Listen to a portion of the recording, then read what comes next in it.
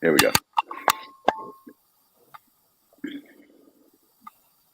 Welcome to Men, Women and Happiness. My name is Leanne Kansler and I am joined by my co-host, Scott McLaughlin. And today what we're actually going to be talking about is happiness. What makes us happy as humans, as individuals, and we want to just explore that a little bit. And both Scott and I found it really interesting when we first talked about what makes you happy. We kind of both came up with a blank, didn't we, Scott? Yeah. I think, and that was probably, it's probably one of the reasons that we called the podcast that we call. I mean, from my perspective, this podcast for me is a learning journey. So, I'm I don't know that I've achieved happiness, nor do I think that I've invested in it enough. And a great part about this podcast is that we get to talk about that and explore things and meet people who are, doing different things with their lives to make themselves happier. Yeah, definitely. And I'm probably on the opposite end of that spectrum where I have spent a shit ton of money on therapy and courses and learnings and workshops because I felt very unhappy for a majority of my life. I remember as a teenager feeling like I was flatlining, like I had no emotion. And looking back now, I was probably, depressed. But back then it wasn't really a thing, especially for teenagers and in my early 20s. And so once I started figuring out that this is not how I should be, I went on this huge journey to figure out what was wrong. And the more I work on myself, the happier I become. And part of that journey is actually doing things that make me happy. And since asking that first question and drawing up a blank, I now have this huge list of things that create happiness. And it's not all big things. So some of the little things are simply watching the clouds float by. Like it just feels nice just to stare at the clouds and watch them transform and move and just find that little place of quietness that's like, wow, we are in such an amazing world. And really appreciating the tiny little everyday things, right? Mm-hmm. Yeah, absolutely. I mean, my daughter and I used to lie in the park and do that. It reminds me of when I was a kid. I would be in the backyard lying on my trampoline looking at the clouds. Yeah, it was such a cool feeling. But yeah, I mean, there are so many little things. I mean, for me, it just going for a walk, exercising, writing or canoeing for me is a massive thing. I can't even explain why, but I just get completely overwhelmed with joy when I'm out in the water. And I don't know why that is, because I'm also completely and utterly buggered because it's quite an effort. But it's there's something sort of meditative about canoeing and keeping in time and all that sort of stuff. I just love it. Yeah, and there's also research out there that says that exercise and tensing up our muscles and releasing them, contracting them and releasing them, actually produces feel-good chemicals. So that's probably part of it as well. And you're super focused. Your mind's not tricking off into here and there and everywhere. You're just focused on what you're doing. You're in the moment. Yeah, absolutely. I mean, one of the things that I really enjoy in terms of getting separation from life is to go and do a float session, to lie in a float tank for an hour and just completely phase out. Although I admit that sometimes I go for a float and my brain just doesn't stop. Sometimes I go and I'm solving problems while I'm lying there, and other times I'm just like completely out of it. But I really love just that, taking that time out to escape the world for a little bit and being in that kind of pretty surreal environment where you're in a clamshell in the dark and lying nude in the water. It's weird, but it's one of the things I really get a lot out of that. Definitely. I did my first float tank the other day, but it wasn't in a clamshell one. It was in a little open bath thing in a room. And yeah, it was amazing. When I came out of there, I was totally blissed out, thinking, "Oh man, I'm going to drive home now." Yeah, it's like that. Amazing. Yeah, I mean, and things like just playing sport and connecting with people, but I think one of the things I really wanted to raise today is something I've noticed in me is if I'm actually doing something for other people, it's huge. So I know in December I was going through a really rough time, and a friend of mine, Scotty Carson from the Business of Smiles, was down in Frankston handing out socks to people, all sorts of people, everyday people, homeless people, drug addicts, and we would stop on the street and stop people, complete strangers, and thank them for doing their best, and just the smile that would put on their face, or the conversation that they were allowed to have with a stranger where they felt accepted and acknowledged. That really lifted me up, and to be honest with you, it really saved me in a way going through a really difficult time myself. Just to do things for others was something else. It was quite surprising, the impact it had on me. Well, it's funny that you say that, because another research that I saw listed helping other people in our community as the third most important thing that you can do to increase happiness. Yeah, it makes sense. Even if even random acts of kindness, you see it all, like for me, if I'm at the supermarket, there's a lot of old people in my area.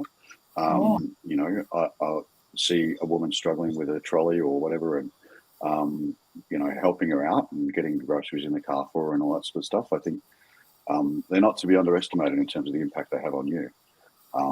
Because you do feel good and you feel like, you're doing something worthwhile, and it does make you happy. Yeah, definitely. For sure. You see this on Facebook quite regularly. Well, I do anyway. In my local community, people are often posting, thank you to the stranger who helped me. I had a fall. They picked me up. They collected all my belongings. All these other people came, and the comments are just amazing. Like, people really love stories of simplicity and kindness, and it absolutely does make a big deal to the person who received that kindness, but also to the person that gave it out. And that's not why we do it, obviously, but it actually does help us feel better about who we are as a individual and as a society when we can come together and help out.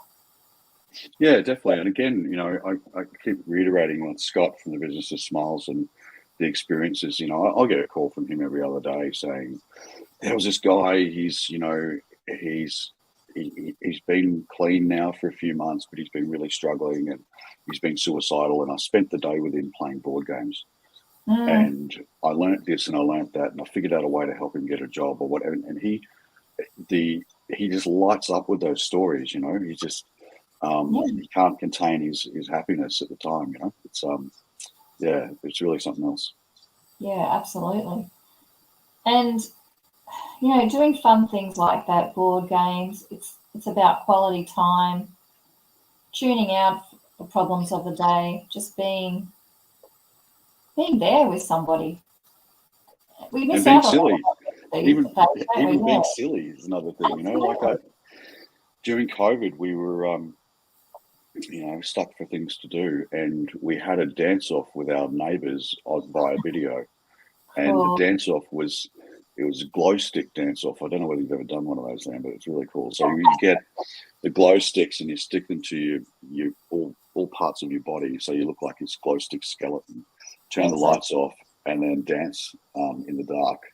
And I believe our house won the dance off. I'll have to find that video somewhere, but God, we had a ball doing it. We just had so much fun doing it. I love that idea. It's definitely going to happen. Yeah, glow stick dance offs for everyone, right? It's fun. It's so much fun. That's brilliant. That's brilliant. Yeah, I love it.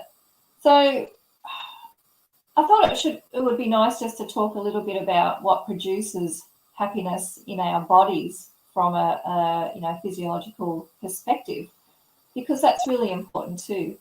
And I always tell my clients on the first session, are you exercising? If not, why not? Can you do some? Just 5-10 minutes would be great to start with. What's your diet like?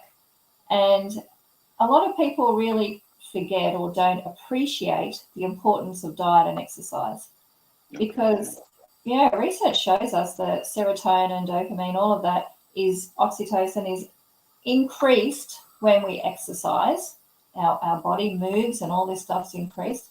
And serotonin is actually produced in our gut. So if we are eating shit all day long, takeaway foods, too much alcohol, not enough water, no fruits, veggies, meats if you eat meat, that's not going to be produced. And all of those heavy foods literally make us feel heavy. And I don't know about you, but I notice it straight away when I eat something my body doesn't like, I have to go and lie down. And it's really actually quite bad now. My body's becoming more and more sensitive to foods that aren't good for me. And when I eat me too. I don't know what's me going too. on. Like, it's just another story. We went out for my sister's 50th birthday party on Thursday night, and we went to an Indian. An Indian does not like me. It tastes amazing, but it doesn't like my body, and I felt terrible yesterday. It just felt really run down, and because my body doesn't like it. Yeah, I know the feeling, and it's awful. So I really want to encourage anyone who might be listening who's feeling depressed or anxious or just unhappy, sluggish, to take a good hard look at the food that you're putting into your body. Are you drinking enough water? Our brains are 80% water, and if we're dehydrated all the time, then you won't even notice, but you'll feel that lethargy. Yes. And that makes a massive difference as well. So there are things that we can do every single day to increase our happiness, starting from our food, our water, going for a little walk. Movement for me is big. What was that, sorry? Movement for me is big. I've got to move. I've got to do something. I've got to go for a walk. And if I don't do that, it's completely, my day is a completely different experience. If I haven't exercised, gone to the gym or gone for a walk, I just feel horrible. Yeah, it's true. And how many people don't do it, and they make all the excuses, and like, I'm not having a go because I'm a great excuse maker. But the days that I get out of my own way and I do the walking or something else, I absolutely feel better as well. Yeah, I'm going to force myself to do it in a few hours. I am extremely tired today, and it's Saturday, and I've had a really big week, and I don't really feel like doing anything but lying down, but I'm going to go for a walk. I'm going to force myself to go for a walk because I know it'll make a huge difference. Absolutely. And just as a little example, my daughter, she doesn't live with me. She lives away from home. She came home for a few days, and I was like, come on, babe, let's go do something fun together. And she just said, I really want to go to the gym. I was like, oh, my God. Can you come to the gym with me, Mum? I was like, oh, my God, I do not want to go to the gym. Okay, babe, I'll do anything because I really want to hang out with you. I haven't seen you for 3 months. So we went to the gym together. We laughed at how actually quite weak I am. I've got a bad shoulder at the moment, so I couldn't even lift my arm properly. But we had such a great time, and when we left, both of us felt energized and lifted. And I was like, wow, actually, I'm going to join the gym. So it was really quite good to have that experience. And did you? Not yet, because I'm moving house soon, and there's no point. That's true. Yes. But I'll just do my walks for now until I move house, and then I'll join a gym where I'm going to. But yes, I'm absolutely going to do that, and looking forward to it. Well, one of the joys of being a parent of a gymnast is that my daughter's idea of fun was chin-up competitions at the park, which of course I would lose all the time. It was fun. She would laugh at me and sometimes critique my technique, but yeah, we used to go down and do chin-up competitions. I'm really quite glad that phase of life is over. Oh my God. But how fun is it just to do silly things, and you don't have to be perfect at it. Like, you can't do it, but who cares? You had a great deal of fun doing it, and you bond with your kids, and that's part of what makes us happy too, isn't it? It's that one of the top thing that makes people happy is meaningful relationships. Mm-hmm. Mm-hmm. Yeah, and that's a big, and that's why another reason why we wanted to start this podcast, because of the modern dysfunction of relationships and or the plague of modern relationships, if you like. It's so very important to talk about not only how to find yourself coupling with somebody and achieving happiness together, but being in that relationship and working on happiness together is probably more challenging for most people than anything. And something we really got to work on. And again, why we decided to do this podcast in the first place, because people need small reminders and little pokes and prods about what there is to do. And as I said openly, one of the things that when we talked about happiness, it's really hit me hard in the last month or so. A number of people have actually said to me, "What do you do for fun? How much do you love your work? How much? What are the things that you love doing in your life? And how much time do you spend doing them?" And if you sit and ask yourself that question, many of us are on the hamster wheel, just going, "I don't like any of it. Why am I doing it?" And it takes a certain bravery to sort of cut the cord on some of those things and try living your life really differently in an effort to just find happiness. Absolutely. And there's two really important things you said then. One of them was working on your relationship and happiness, and becoming happy and happy in a relationship does require work. It's not going to just magically stay good forever. When we first meet someone, we do work on it, don't we? We work on being the best version of ourselves. We dress up, we look good, we make sure our house is clean when they come over, we do all these things. We cook our best meal, we put all that effort into it, and then when we win them over, we just think that, oh, I don't have to do that anymore. Don't have to make the effort anymore. Yep. That's right. And that's not true at all. My husband and I still do, it's kind of silly, but it's not at the same time. Like if he's away for work, or if I'm away doing something, or he was just in hospital recently, and we always make a real effort to have the house really clean so that when the other person comes home, it's nice. And that makes both of us feel good then. Cool. We make an effort to cook a really nice meal when we know the other person's, being a bit down or something like that.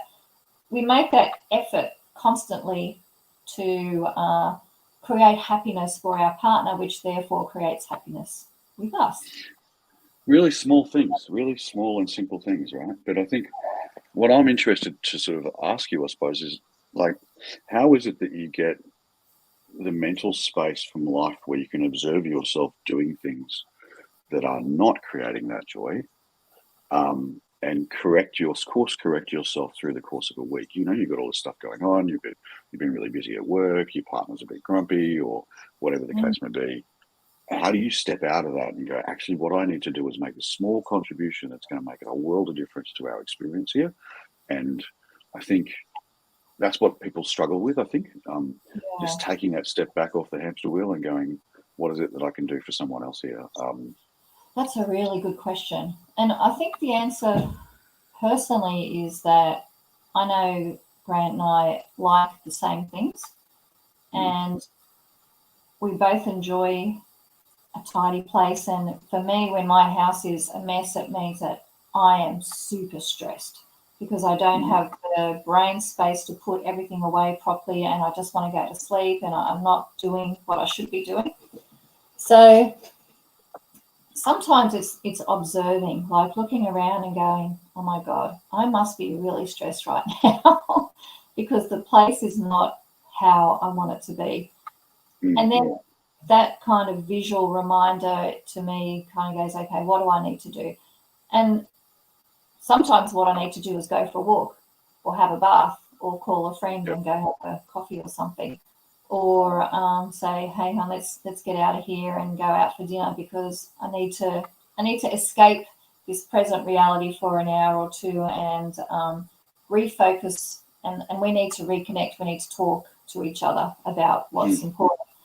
And then sometimes we'll actually set time aside and say, okay, Saturday morning, couple of hours, let's just hook in. No work, no computer, no, thinking about work for a couple of hours, and let's just tidy the house. Let's just do things that make us feel good. And for people, everyone will be different, right? Some people it might be, okay, I'm going to ignore everything and we're going to go out canoeing for the weekend. And it's looking at what do I need to do? And just actually asking yourself that question, what do I need to do to get myself off this hamster wheel? And small, tiny steps make a big difference. And it's not. It's interesting you talk about that with the house, because it's so true. Like if you've got stuff everywhere, it's the same with your working environment. Like if you know, my desk is covered in post-it notes. It's like, oh, there's a freneticism to that doesn't sort of allow that openness and peace and joy, because you feel like you've got so much stuff going on because it's all visually in front of you. Yes. And so they say that too, that when you're working, you really want to clear that space Yes. to give yourself that. So the same in life, we've got to clear a space for life, right? Whatever that is. Yeah. So it's such an interesting topic. I'd love to get some people on. I know Scott Carson, I'd love to get on and again and talk about, you know, some of the stuff that he's done and the things that he works on and the difference it makes. Because I don't think enough of us are doing that community style work. And you say that's number 3 for making us happy. Yeah. I feel like we've become more disjointed than ever before. Right. And in a way, COVID made me hopeful that we might be able to reverse that people would get around each other a bit more and all that sort of thing. But it does seem to have just gone back to BAU after COVID. You know what I mean? I don't feel like we've got that care factor that was starting to emerge during COVID, particularly in Melbourne where we were locked down forever. Like people understood we were all in it together kind of thing. Yeah, that's very true.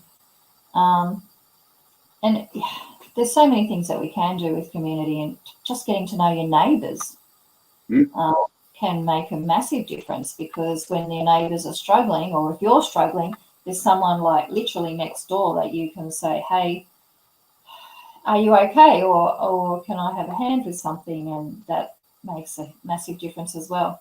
The other thing that you've mentioned a couple of times now, and I wanted to point out, was the other thing that's really important. The second thing is our work environment and our hobbies. So if we have a terrible work environment or we hate our job, we are far more likely to be unhappy. And we can actually change our work environment by changing our own mindset. Yes. You know, if we're working with narcissistic bosses or in an environment where work is the only thing that matters, then you probably should get out. But if what's going on is the way you think about it, then we can change the way we think about things and change our attitude to our job.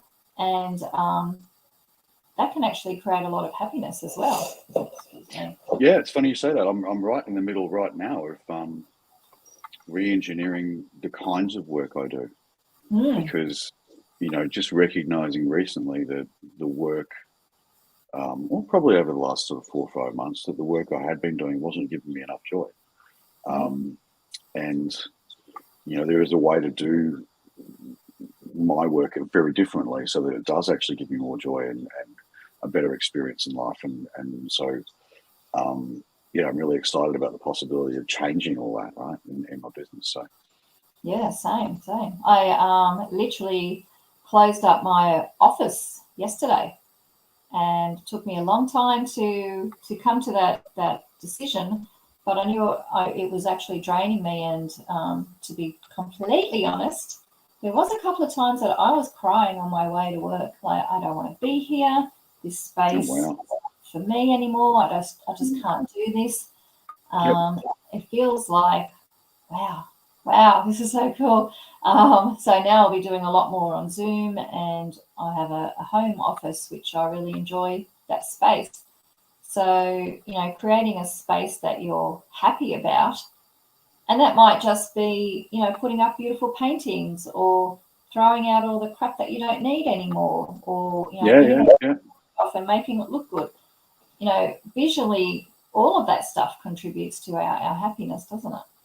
Absolutely, definitely, yeah, definitely. I think it's so important that we do that audit. And it was literally just a friend of mine that said to me, you know, when I mentioned before, you know, what is it that makes you happy, and what is it about your work that makes you happy? And I was like, oh, not enough of it, actually, not enough of it. And so, you know, it's really important that we ask ourselves that question so that we can clear out that stuff that's not making us happy. that's keeping us on the hamster wheel. That's not allowing us to bring joy into our lives. So, yeah, I think that's really important. That's so true. So we're just about to wrap up, but I wanted to share with you guys some of the things that I wrote out. It took me a few days to get this list as a bit of a reminder, because sometimes it's hard to remember what makes you happy. And our blank stares when we asked ourselves that question was like a wake-up call for me to go, oh my gosh, there has to be something. And there's lots of things. So is it okay with you if I share my list? Absolutely. All right. So I love holidays, and I was thinking, what is it about holidays that make me feel good? And what I love about it is the exploring the nature and the people and the culture and the buildings. I love buildings, don't know why, but I just love them. Spending quality time with people I love, seeing my clients have a breakthrough moment or an aha moment, that really feels me. Seeing myself have a breakthrough or aha moment, that's awesome as well. Babies, I just love babies. I don't know why. If I walk past a baby, I'm just like trying not to look. It's like, oh, what a wild baby. I really want to be a grandma one day. I've got to wait a bit for that. Watching dogs play, like such a simple thing. If you're feeling sad and you love dogs, go down to your local dog park and just sit there and watch those dogs play. It's so cute. The day my cleaner climbs over, it's always a good day. Rain after a dry spell, especially that beautiful smell of the rain. Sun after a long rainy period, it's always good. Freshly cut grass, beautiful flowers, a perfect spider web. Have you ever gone for a walk in the morning and seen these beautiful spider webs and just stop and observe how intricate that is? Yeah, it's really it's so true. I hate spiders, mind you. I would absolutely crap myself if I walked through a spider web. But I love looking at them. Sitting outside at nighttime and watching the stars. A lot of us find that hard now because of where we live. There's too much light, but if you get to go out of town a bit and just stop and watch the stars, absolutely beautiful. Yeah. Art. Going to an art gallery and just looking at that and actually appreciating everything. Like, these people are so talented, so beautiful. Live music, and again, appreciating the talent of these people. A full moon is really beautiful. I've already mentioned the clouds, the sunrise, the sunset. There's so many things, Scott, that we can... Little things. Yeah, that can bring us joy if we allow it. And that goes back to what you were saying before about slowing down and spending quality time. And getting out to nature. I'm really fortunate where I live now. I can walk to the beach in minutes, and we've got these beautiful cliff tops in Beaumaris where you can walk along and just stop and look out over the water and see the people in their kayaks or whatever, and just grounding yourself in nature and just sitting there and taking it in. It's just, for me personally, particularly being near the water is a big thing for me. Really, it does something for me. It gives me something. So, I really love that, and I'm very fortunate that I can just walk up, to the water. So it's phenomenal. That's going to be me when I move. I'll share one more quick story. When last year I had the privilege of going to France, and we went to Nice, and I was looking at the ocean and the beach, and something in me just, I don't know what happened. I had this big emotional release where I got really teary, and it was just like, oh my God, this is amazing. I actually felt like I had come home. I do have European heritage, Maltese, so I'm thinking maybe that's the Mediterranean. It just felt so amazing. I was like, oh man. And that was kind of the catalyst for me deciding that I need to move near the beach because it feels so good for me to be there. Yeah, absolutely. So as we wrap up, maybe it'd be a good idea to ask you guys that are listening to this, if you put in comments what your top 5 are. What are the top 5 things that bring you joy and happiness? And actually, while we're at it, maybe have a think about what are the things that you're doing on a regular basis that are genuinely not bringing you joy. that are taking that away from you in life. Because having just gone through that exercise myself, I was stunned actually at how little I was doing for me to be happy. And so, you know, it's on me to do that for me, and it's on all of us to think about what we can do for ourselves in that regard. Absolutely.